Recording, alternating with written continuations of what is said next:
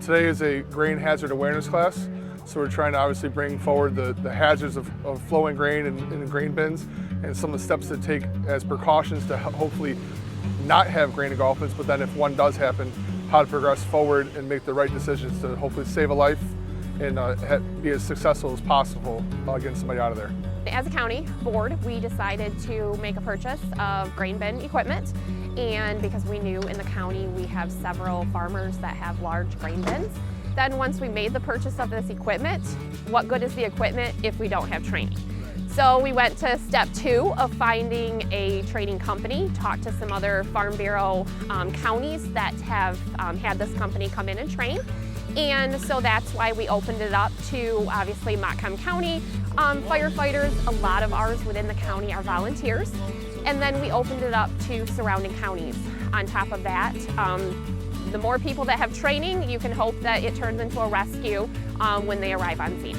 We've known of a few people that have been hurt in incidences where they just, for 10 seconds, they didn't think, or they thought it would just take them a second to get it done. And we don't want any more accidents to happen. There was a gentleman down by Greenville a couple years ago that passed away.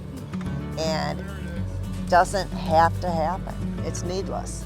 It just makes you think about different things, scenarios around your operation, even like gravity wagons. You know, we got grandkids, you know, when we were little kids, we loved to play in the wagons when they're full of corn or soybeans or whatever. And you didn't think. You didn't think about it, and then you start unloading them, and as fast as you can unload a wagon load of corn now or soybeans, if you got a grandkid with you and they're in there, man, they're gonna be down and buried right away, so.